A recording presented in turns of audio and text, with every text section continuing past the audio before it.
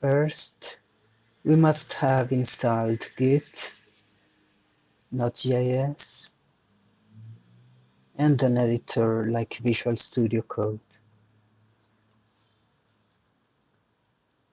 Let's now go to the command prompt and create a React app. npm create dit at latest.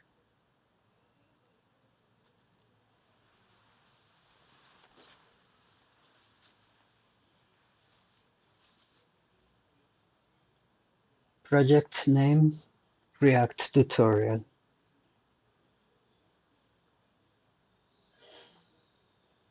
React, JavaScript, roll down, no. Install, no. cd React tutorial.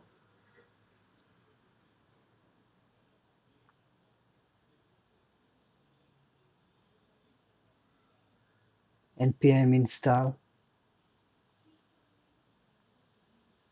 And let's do npm run dev directly in Visual Studio Code. So let's open our new folder React tutorial in Visual Studio Code.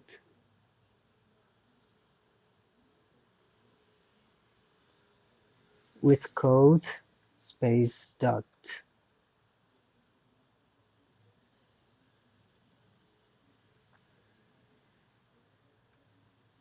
View terminal.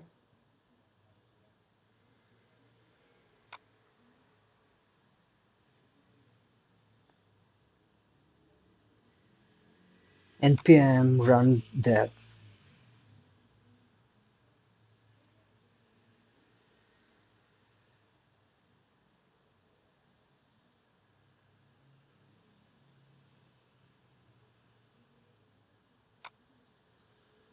There it is, our React app. Let's take a look at the created files. Package.json. It has the scripts. We already used this one when we said npm run dev. We can also say npm run build to build the app for deployment. It also has the installed dependencies. We have React and React DOM.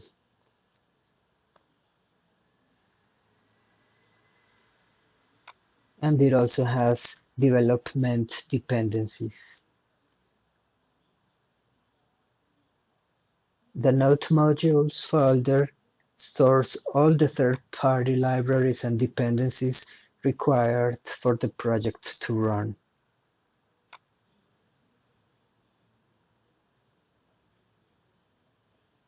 Now let's see the main entry point file, index.html. It has this div with ID root, which is the DOM node where the entire application is mounted and rendered.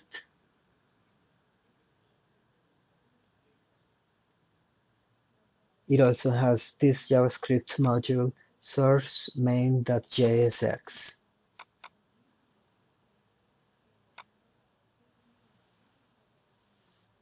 Let's take a look at it.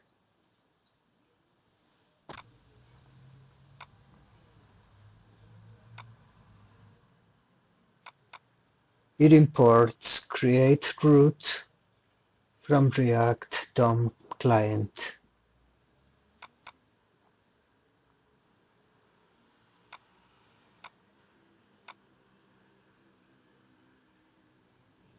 We create the root DOM node in the div with ID root that we saw in index.html and render our main entry point element app. It is wrapped with the strict mode component, which can be useful while we are in development. Let's take a look at the app component, which we import here from the app.jsx file of the current folder source.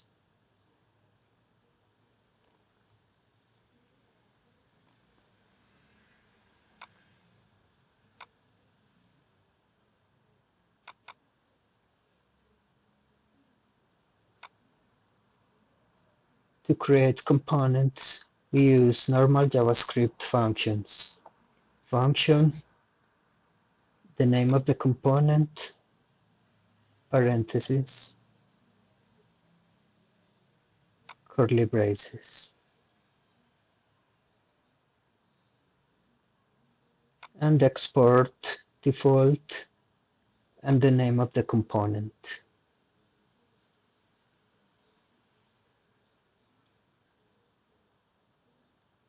Inside the function, we say return,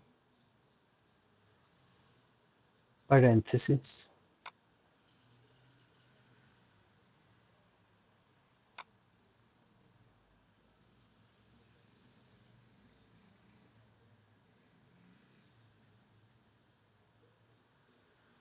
and inside we describe the user interface using JSX, which is a combination of HTML and JavaScript.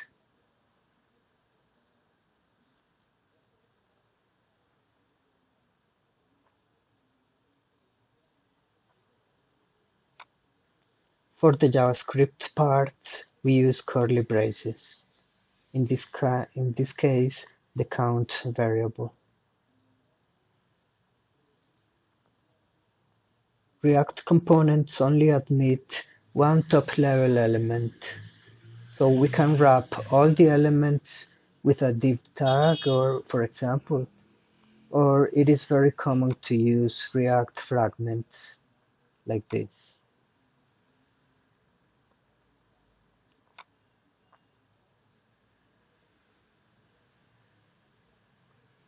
Let's see some elements of our app component. Here we got two links with images, the Vite logo and the React logo.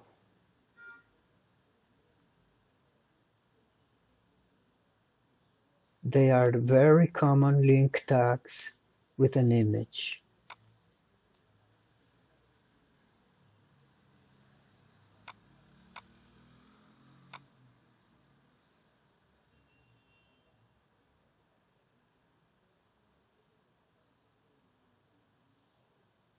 And the source attribute of the image tags is in curly braces because it is a reference to imported resources.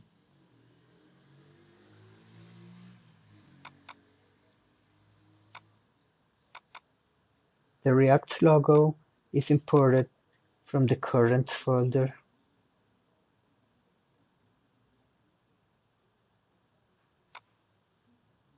Assets, React SVG.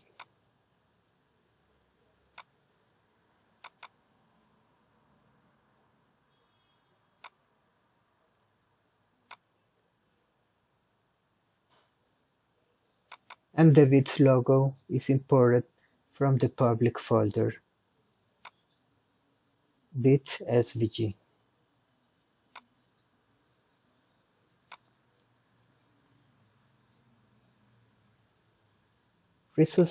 Resources found in this public folder are accessible via URL.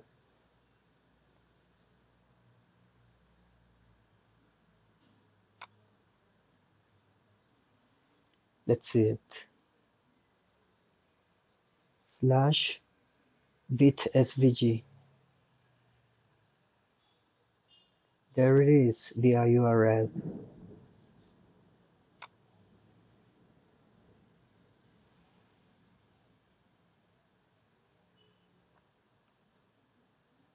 And the HTML class attribute becomes class name in camel case.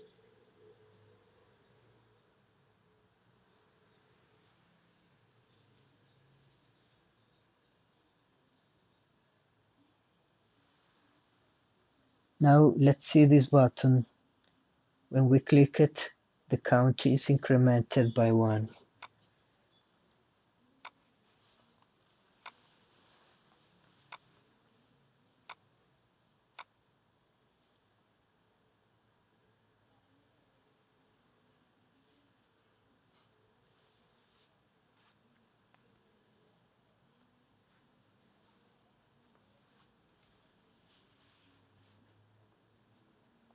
Let's see how we handle events in React. First, the name of the event is in camel case, because in HTML is in lowercase. And second, for the event handler, we pass a function, rather than a string as we do in HTML.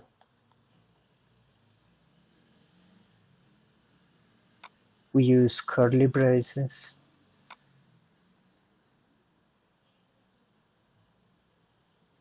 and inside the name of the function, for example, handle increment count, or the function itself, as it is in this example.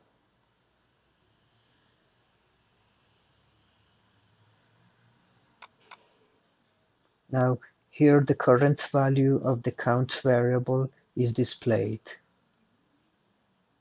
We use curly braces because it is a JavaScript variable. Count is, and the current value of the count variable. Let's see. Count is, and the current value of the count variable.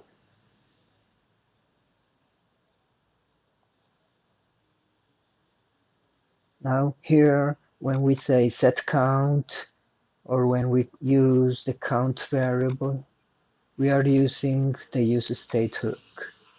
Hooks are a simple way to use state and lifecycle features from functional components. Here we import the useState hook from React,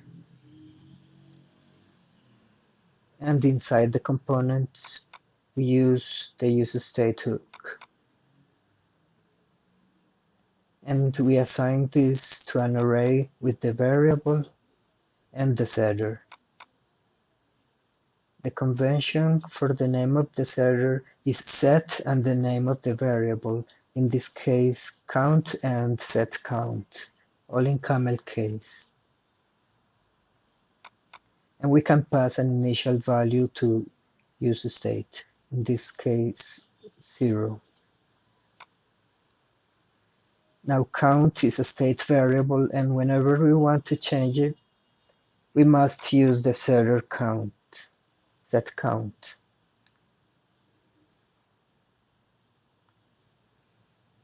Whenever a state variable changes, a new render is triggered.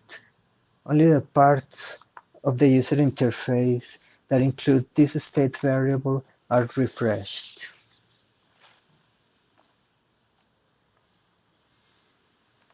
Now, when we call the setter, we can pass directly the value to which we want to set the variable, if we know it. Or we can pass a function, as in this case. And the parameter of that function is the previous value of the variable. In this case it is called count, but we can use any name, for example the first letter C.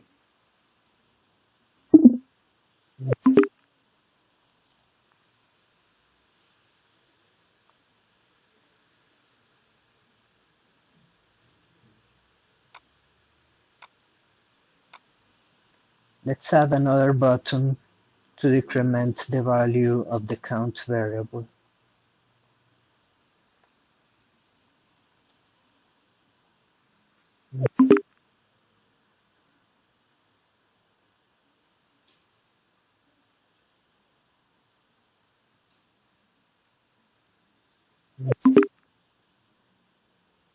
Let's handle the onClick event.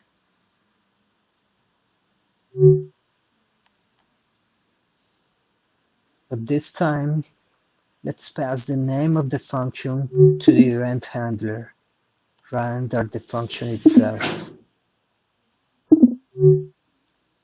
For example, handle decrement count.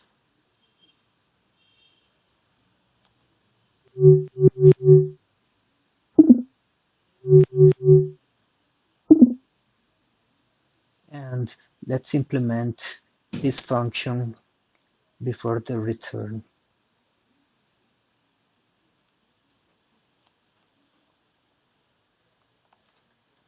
Function handle decrement count,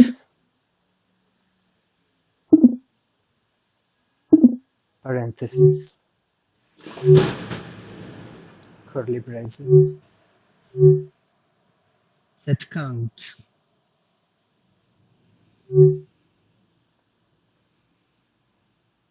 parentheses, and we pass here a function with a parameter named, for example, C. For the previous value, fat arrow, C minus 1.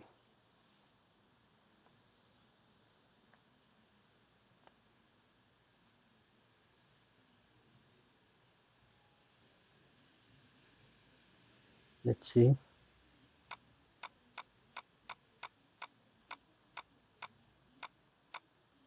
It's okay, but let's not allow negative numbers.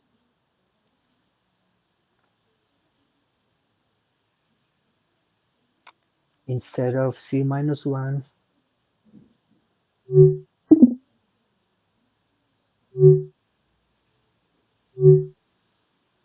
let's use curly braces for the body of the function.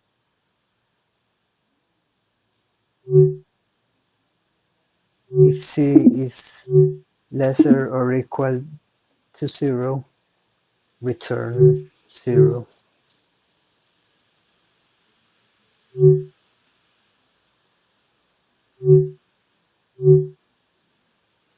Else return C minus 1.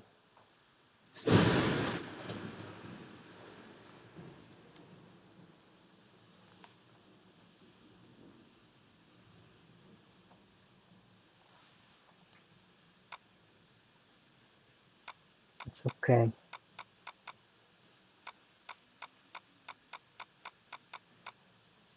Now let's allow the user to type their name.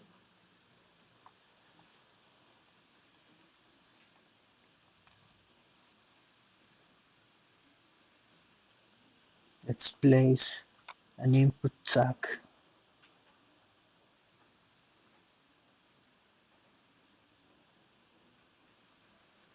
Type text.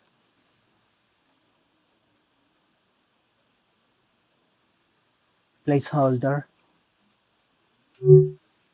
Type your name.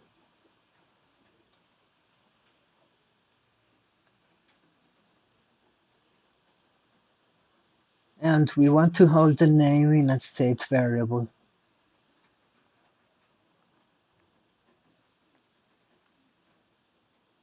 We say const name and set name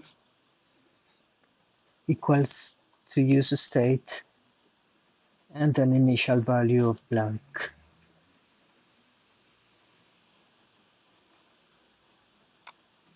And for the input, we use this common pattern: value, name, on change, set name, target value.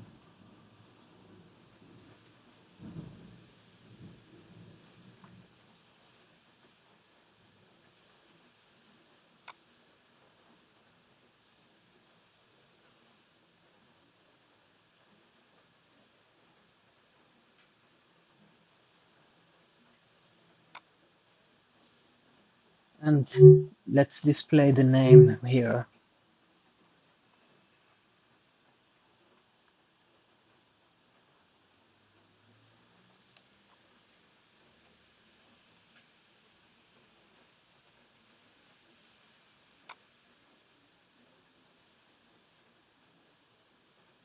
But let's create another component to display the title and username.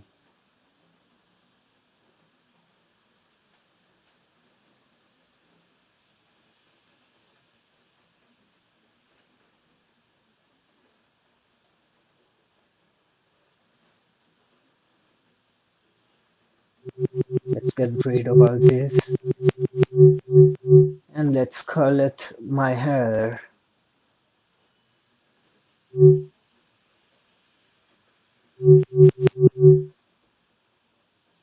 Components are in Pascal case.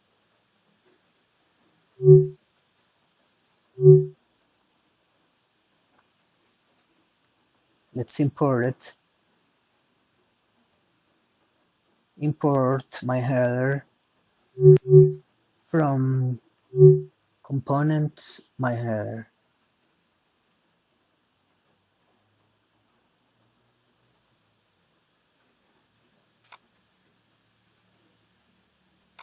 New folder components.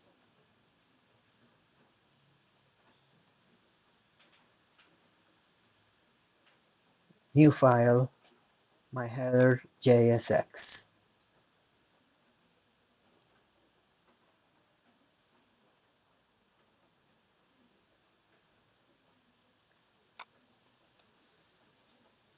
Function my header parentheses curly braces return export default my header.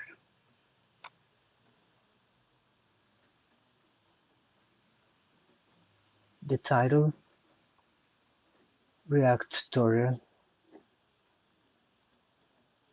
and we want to display the username. We have to bring it somehow.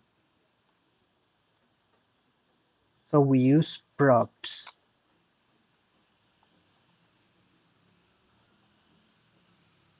When we use the component, we send the name with props. Name equals name.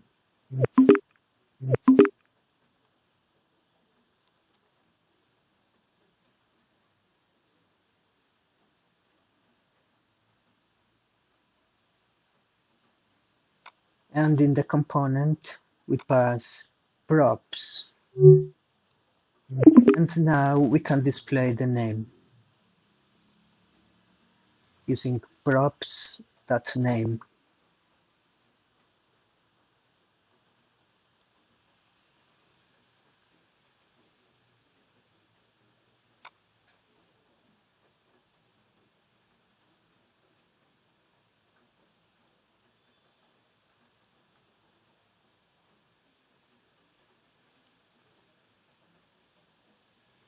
There it is, our component with the title and the username.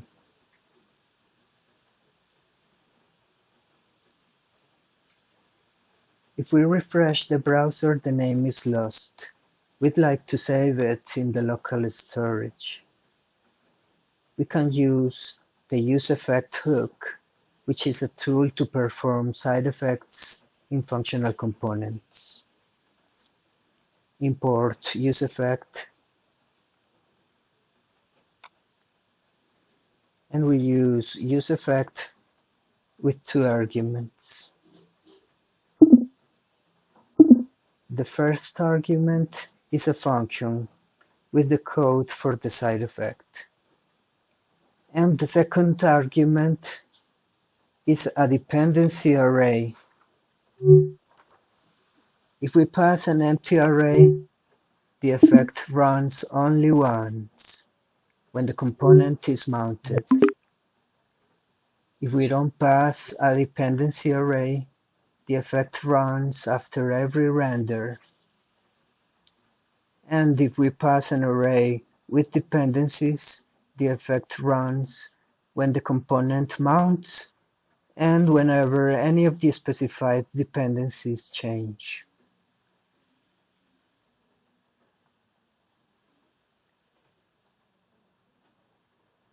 We want to read the local storage only once, so we pass an empty array.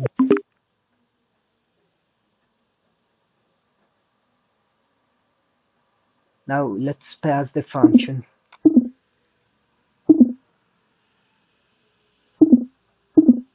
Parentheses, fat arrow, curly braces.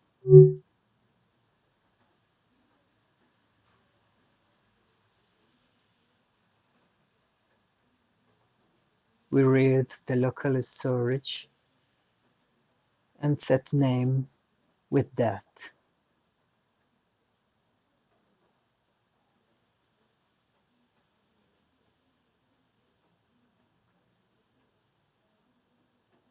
Let's save to the local storage every time that name changes.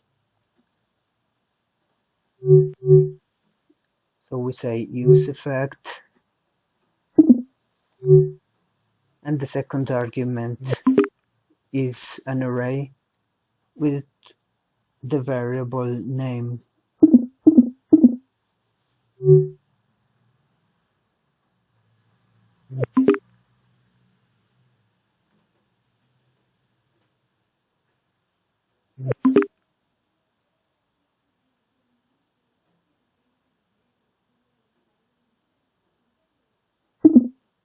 The first argument is the function, parentheses, fat arrow, curly braces, local storage set item,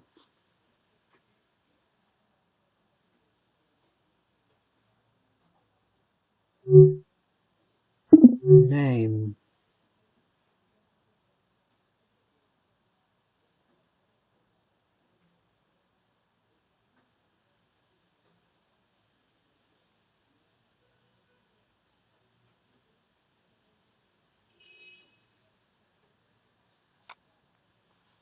Now we type the name and we refresh the browser and the name is kept.